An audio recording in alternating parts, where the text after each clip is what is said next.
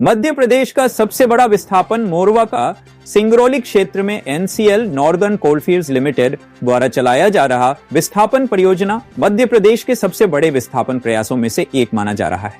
यह परियोजना मोरवा टाउनशिप के पुनर्वास, रिहेबिलिटेशन एंड रिसेटलमेंट से संबंधित है, जो कि एनसीएल के जयंत कोयला खदान के विस्तार और सुरक्षा मानकों के चलते अनिवार्य हो गया है। एनसीएल अपने 927 हेक्टेयर में फैले टाउनशिप के पुनर्वास का काम कर रहा है, जिसमें 5 हेक्टेयर निजी या टेनेंसी जमीन और बाकी सरकारी व वन भूमि शामिल हैं।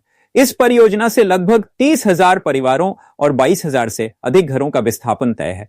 इस विशाल परियोजना के लिए अनुमानित खर्च 20 करोड़ रुपए से अधिक बताया जा रहा है, जिससे एनसीएल का आगामी वित्तीय वर्ष 2025-26 में पूंजीगत व्यय कैपेक्स में भारी वृद्धि देखने को मिलेगी। जयंत कोयला खदान का विस्तार करते हुए खनन कार्य मोरवा टाउनशिप के नजदीक आ रहा है। DGMS directorate general of mine safety के नियमों के अनुसार खनन गतिविधियों को आवासीय इलाकों से 500 मीटर की दूरी पर रखना अनिवार्य है, जिसके चलते यह कदम उठाया जा रहा है। विस्थापन से न केवल खनन कार्यों की सुरक्षा सुनिश्चित की जा रही है, बल्कि इससे क्षेत्रीय कोयला उत्पादन क्षमता में भी सुधार की उम्मीद है। एनसीएल का लक्ष्य है कि जयंत खदान का उत्पादन बढ़ाकर देश की कोयला आत्मनिर्भरता में योगदान दिया जाए। परियोजना को चरणों में विभाजित किया जा रहा है। प्रारंभिक चरण में टेनेंसी और निजी जमीन के मालिकों का विस्थापन शामिल है। एनसीएल स्थानीय लोगों के साथ लगातार बातचीत कर रहा है ताकि मुआवजे, पुनर्वास सुविधाओं और नए आवासीय क्षेत्रों का निर्धारण समय रहते किया जा सके। वहीं विंध्या फर्स्ट और अन्य स्रोतों के अनुसार मोरवा के स्थानीय निवासियों को इस विस्थापन से गंभीर सामाजिक और आर्थिक समस्याओं का सामना करना पड़ रहा है। लंबी प्रक्रिया, अपर्याप्त पुनर्वास योजनाएं और रोजगार की असुरक्षा इन चुनौतियों में शामिल हैं। कई स्थानीय निवासी और सामाजिक मंच इस विस्थापन से उत्पन्न हो रही असमंजस और अनिश्चितता पर चिंता जताते हैं। कहानियों के अनुसार मोरवा में पिछले विस्थापन के अनुभवों के आधार पर पुनर्वासी प्रक्रिया में देरी, अपर्याप्त मुआवजा और रोजगार के संकट जैसी समस्याएं सामने आ रही हैं, जबकि एनसीएल का दावा है कि इस प्रक्रिया से खनन कार्यों में सुधार और क्षेत्रीय विकास होगा। वहीं विस्थापित लोगों के लिए उनके नए आवास, सामाजिक संरचना और रोजगार के अवसर सुनिश्चित करना भी एक बड़ी चुनौती बनी हुई है। सिंगरौली में एनसीएल द्वारा मोरवा टाउनशिप का विस्थापन एक अत्यंत व्यापक और जटिल परियोजना है, जिसका उद्देश्य खनन कार्यों की सुरक्षा एवं विस्तार सुनिश्चित करना है। हालांकि इस परियोजना के सामाजिक आर्थिक प्रभावों पर स्थानीय निवासियों की चिंता भी बनी हुई है। आगे की प्रक्रिया में उचित मुआवजे, प्रभावी पुनर्वास योजनाओं और पारदर्शी निर्णय लेने की आवश्यकता होगी, ताकि प्रभावित लोगों के जीवन स्तर में सुधार किया जा सके। नमस्कार, मैं मनीष चौधरी अपने सहयोगी राजकिशोर पांडे के साथ फिर विस्थापन के मुद्दे पर बात करने के लिए मौजूद हूँ। जैसा कि पीछे हमने बताया था कि 1 साल पूरा हो चुका है और विस्थापन की कोई भी प्रक्रियाओं का आगे पता नहीं चल पा रहा है। खाली नापी की बात चल रही है एनसीएल प्रबंधन की तरफ से। जितने भी संगठन बने वो अपनी मांगों को लेकर के बार बार अपनी बातें रखे हैं, मगर उस पर कोई निराकरण नहीं आ रहा है। पीछे अभी एक मंच द्वारा ये निश्चित कर दिया गया है कि हमारी जो 24 सूत्रीय या 25 सूत्रीय मांग पत्र है, अगर उस पर ध्यान नहीं दिया गया तो 15 दिन बाद हम एक उग्र आंदोलन कर सकते हैं। इसी मुद्दे पर बात करने के लिए आज हमारे पास नगर निगम के 2 वार्ड पार्षद मौजूद हैं। वार्ड क्रमांक 8 से आशीष गुप्ता जी उर्फ सिल्लू भैया और वार्ड क्रमांक 9 से शेखर जी। हम दोनों से मिलेंगे, जानेंगे इस मुद्दे के बारे में। नमस्कार भाई साहब, ये बताइए आप हमको कि विस्थापन में आपका घर न पाया कि नहीं? अभी नहीं। क्यों नहीं नपवा रहे हैं? जब वार्ड क्रमांक 8 में आप एक अग्रसर आदमी हो, आप प्रथम आदमी माने जाओगे, वार्ड क्रमांक 8 के आप पार्षद हो और वार्ड क्रमांक 8 में अब नापी शुरू हो गई है, तो आप ही नहीं करवाए अब तक। एक्चुअल में 8 का नापी जो है ये लेट से चालू किए हैं और बोल रहे हैं कि हम छठ घाट तरफ से लेंगे, उधर से करते हुए चले आ रहे हैं, तो उस कोने से इधर है। लेकिन दूसरी बात ये है कि अभी जनता भी बड़ी भ्रमित है कि हमको क्या देगी। भी जनता को भी क्लियर नहीं हो पा रहा है कि हमको क्या मिल रहा है।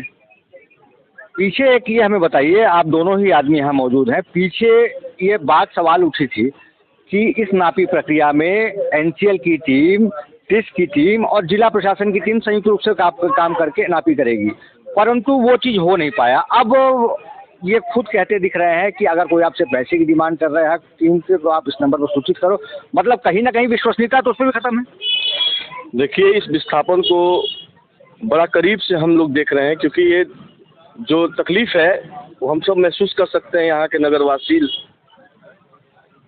हम लोगों ने 25 सूत्रीय मांग पत्र दिया था एनसीएल प्रबंधन को, जो आज तक पूर्ण नहीं कर पाए ये लोग।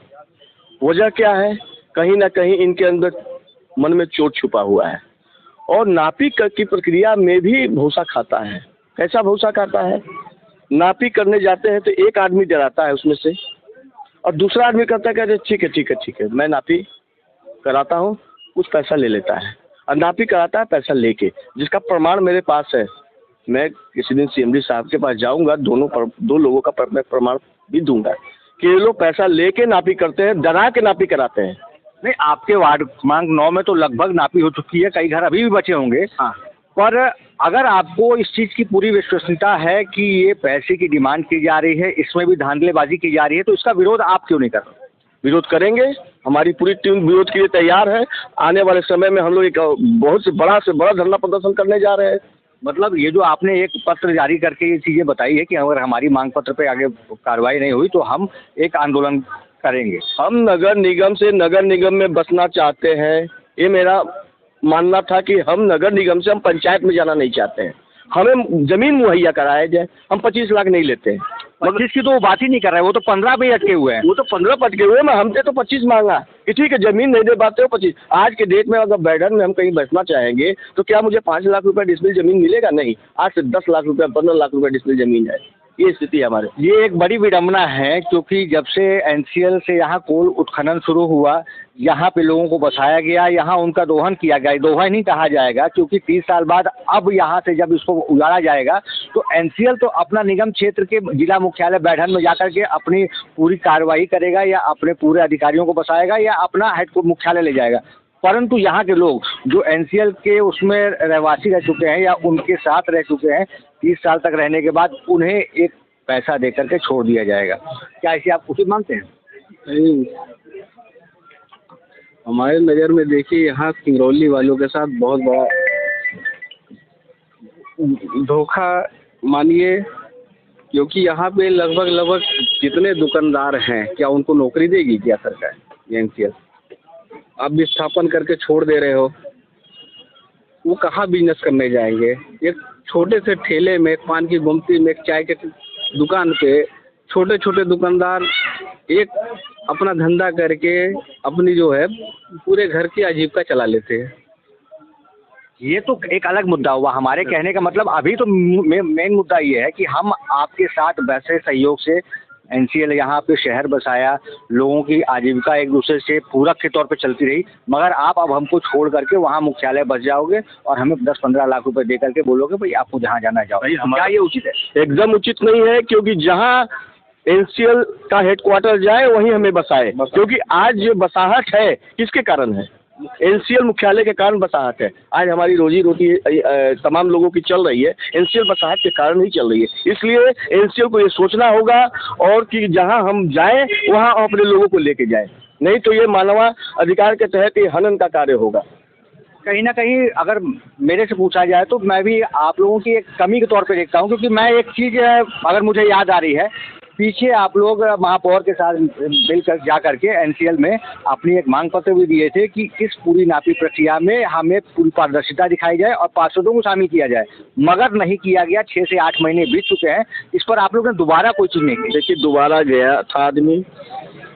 ये कुल मिला के एनसीएल प्रबंधन की गुंडागर्दी है। ना शासन प्रशासन का आरआई, ना पटवारी, ना कोई पार्षद कहीं पे भी नहीं है, क्योंकि वो लोग जब तक बुलाएंगे नहीं, हम अपनी मर्जी से तो चाहेंगे नहीं किसी के यहाँ। तो कहने का मतलब मेरा यही है कि एनसीएल गुंडागर्दी कर रही है टोटल।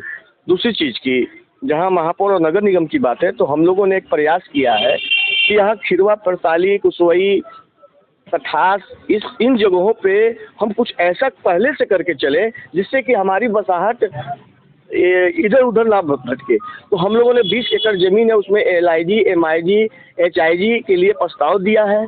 हम लोगों ने बस स्टैंड के लिए एक बस अड्डा होना चाहिए, अंतर्राज्यीय बस अड्डा, तो उसके लिए भी हम लोगों ने नगर निगम से आग्रह किया है कि आप अपने एमआईसी में ले जाएं और परिषद के में भी ले आए, जिससे कि हम लोग पास करके एक नया टाउनशिप डेवलप करने की बात किया जाए। और मैं एनसीएल से भी करता हूँ, निवेदन करता हूँ कि आप नगर निगम से कोऑर्डिनेशन बनाकर क्योंकि नगर निगम और एनसीएल मिल के अगर काम करता है तो कहीं ना कहीं ये जो उजड़ने वाला शहर है कहीं बगल में ही बस सकता है। तो आज से अगर इस प्रक्रिया को शुरू की जाए तो आने वाले भविष्य में 3 साल 4 साल के अंदर हम लोग एक नया शहर हम लोग बसा सकते हैं। अच्छा, आप दोनों से मेरा एक सवाल, लगभग देखा जाए तो वार्ड क्रमांक 7, 5, 8, 9 और 3 इसमें पूरा का पूरा लगभग का मोरवा बसता है, या अगर बाजार की बात किया जाए या शहरी आबादी की बात किया जाए तो 8, 9, 3 यही है। ये अगर मैं मान रहा हूँ तो यही है। और इसमें 2 आप लोग पार्षद अभी हैं यहाँ पर, विस्थापन के मुद्दे को उठे हुए 1 साल हो गया है, सेक्शन 9 लगे हुए इस बीच, और अब आगे वाले भविष्य में आपको क्या लगता है कि निगम के द्वारा जो आपको काम करवाना था क्षेत्र में, इसका विकास कार्य रुका है कि नहीं? नहीं, हम लोगों ने अपने इस विकास कार्यों को सुचारू रूप से चलने दिया है।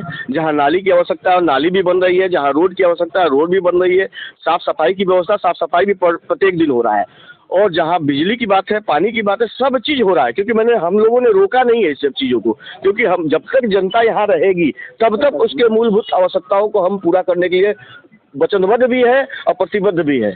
तो इसलिए इन चीज़ों को नहीं काटा जाएगा, ये तब तक होता रहेगा जब तक जनता यहाँ रहेगी। यही चीज़ आपके वार्ड में भी चल रहा है पूरी तरह से? जी नहीं, वही जो शेखर भाई बोले हैं, हम लोग उसी में कोशिश में और पूरा कार्य करवाया जा रहा है।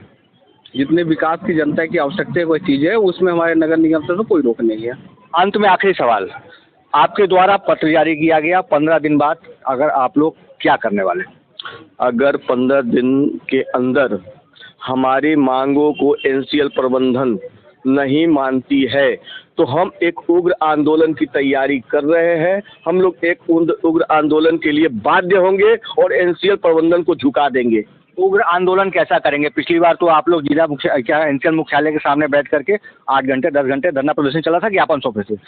क्या इस बार भी वही प्रक्रिया अपनाएंगे कि एनसीएल की खदानों में आप लोग करके वहाँ कार्य बाधित करेंगे? नहीं, सबसे पहले मुख्यालय को बंद करेंगे। मुख्यालय के जितने 4-5 गेट है सारे गेटों में हमारे लोग खड़े रहेंगे। जब तक नहीं जाएंगे मुख्यालय के लोग निकलेंगे नहीं, जब तक हमारी मांगों को पूरी नहीं कर दी जाए तब तक हम लोग वहाँ पर खड़े रहेंगे। इसके लिए रात हो जाए इस बार, चाहे अगला दिन का सुबह हो जाए, हम लोग वहीं बैठे रहेंगे और उनको भी अंदर में बंद करके रखेंगे। चलिए, ये थे हमारे साथ वार्ड पार्षद आशीष गुप्ता और शेखर जी, जिन्होंने विस्थापन को लेकर अपनी बात कही। दोनों ही यहाँ पर पार्षद हैं और इनका काम है कि क्षेत्र को विकास की ओर ले जाना, अपने क्षेत्र को। परंतु कहीं ना कहीं मलाल ये भी है क्योंकि एनसीएल के विस्थापन प्रक्रिया को अपनाने के बाद इनकी बातों को दरकिनार किया जा रहा है एनसीएल प्रबंधन की तरफ से। देखना ये होगा कि आगे आने वाले समय में ये विस्थापन किस ओर जाता है।